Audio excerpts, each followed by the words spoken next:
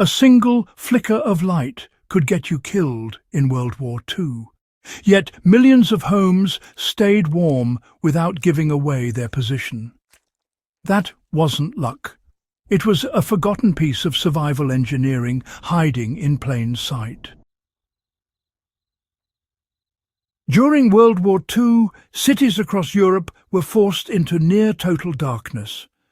Blackout rules were strict, unforgiving, and enforced nightly. Windows were covered, streetlights were shut off. Even a careless glow from a kitchen could draw enemy bombers. Heat, something we now take for granted, suddenly became a tactical problem. Fires gave off light, chimneys smoked, boilers hissed and glowed, and yet homes, hospitals and shelters still needed warmth to survive winter. This is where the blackout boiler quietly broke every normal rule of heating, and in doing so saved countless lives. Cold kills silently. During wartime, it kills faster.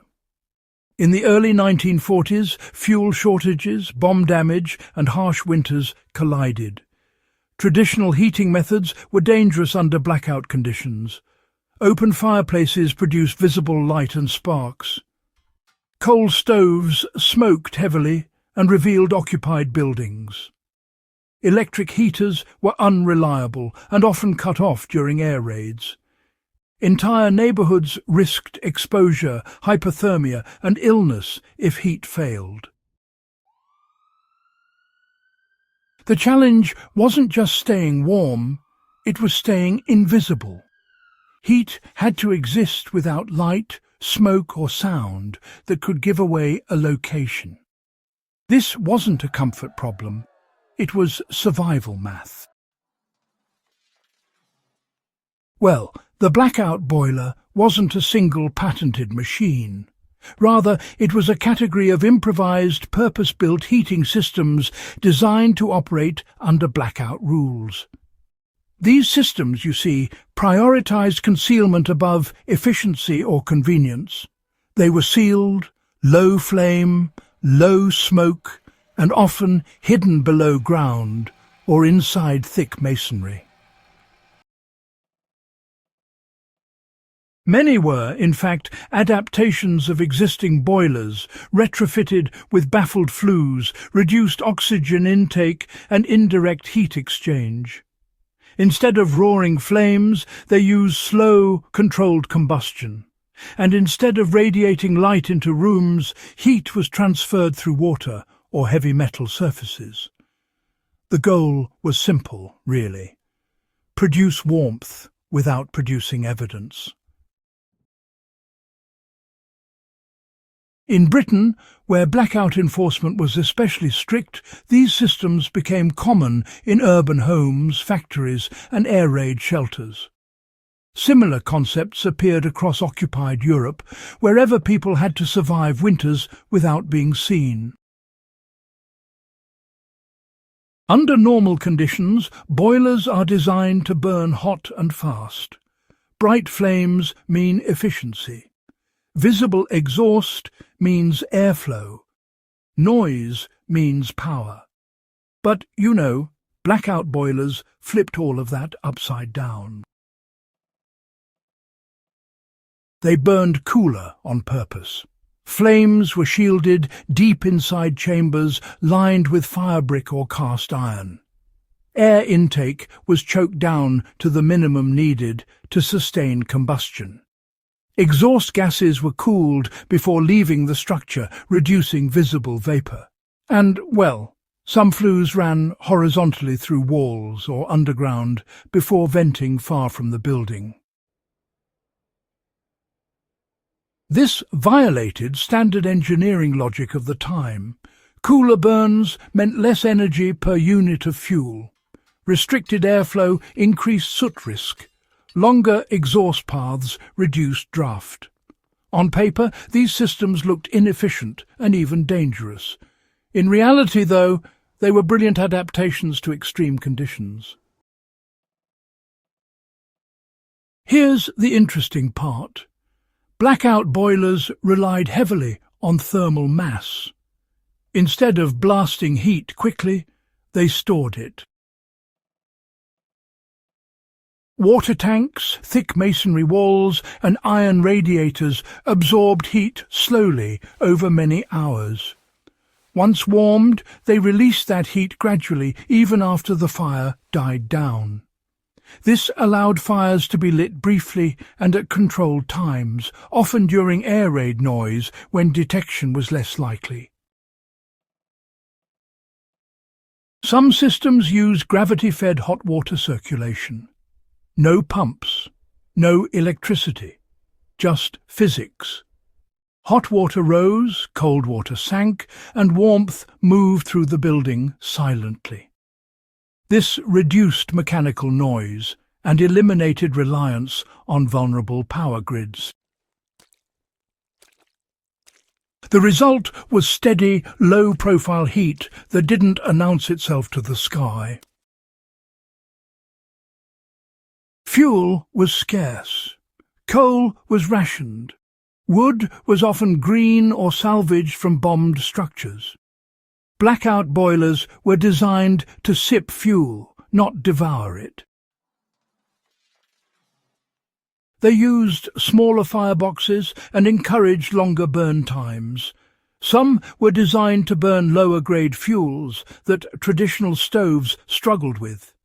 Coke breeze, coal dust, even compressed waste fuel could be used effectively. This mattered. In winter, a family that wasted fuel didn't just get cold, they ran out entirely. The blackout boiler stretched limited resources while staying hidden. It was survival engineering, not comfort design. During bombing campaigns, homes were often occupied continuously. Families sheltered inside while raids lasted for hours. Cold underground shelters became dangerous places, especially for children and the elderly. Blackout boilers were installed in basements and shelters to provide warmth without revealing those shelters' presence. Some hospitals relied on these systems to keep patients alive during prolonged blackouts. Heat also prevented moisture buildup, which reduced illness and structural damage. A warm building stayed healthier. In wartime, that meant fewer deaths after the bombs stopped falling. These systems weren't mass-produced miracles. They were built by local engineers, plumbers, and even homeowners. Knowledge spread through word of mouth, civil defence pamphlets, and, well, a bit of trial and error. People learned how to bend flue pipes to cool exhaust. They learned how to seal fire doors with rope and clay. They learned how to tune a fire by sound instead of sight. This was hands-on survival knowledge, learned quickly and shared quietly. It's easy to forget just how remarkably adaptive people become when, well, the rules change overnight. After the war, blackout restrictions vanished. Fuel became plentiful again. Central heating systems, evolved towards speed, convenience, and automation. Quiet, low-flame systems suddenly seemed unnecessary and, honestly, a bit old-fashioned. Many blackout boilers were dismantled or converted. Some were simply abandoned in basements, sealed behind walls, or, well, forgotten entirely. They just didn't fit the post-war mindset of abundance and visibility. But, their principles never stopped being useful. The blackout boiler, well, it teaches a powerful lesson. Heat doesn't have to be loud, bright, or obvious. In survival situations, concealment and efficiency matter more than comfort. Thermal mass, gravity-fed circulation, controlled combustion and fuel flexibility are honestly timeless ideas. These principles apply to off-grid cabins, emergency shelters and resilience planning today. In a world where energy grids fail and visibility can be a liability, old solutions suddenly feel very modern. The blackout boiler wasn't glamorous. It didn't win medals or headlines, but it kept people warm, hidden and alive during one of the most dangerous periods in modern history. If this story surprised you, well, that's the point. History is full of solutions we stopped looking at too soon. If you want more forgotten survival knowledge like this, grounded in real history and real-world practicality, stay with Legacy of Survival.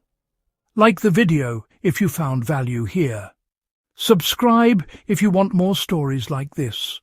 And share it with someone who appreciates the quiet genius of the past. There's a lot more history still keeping secrets.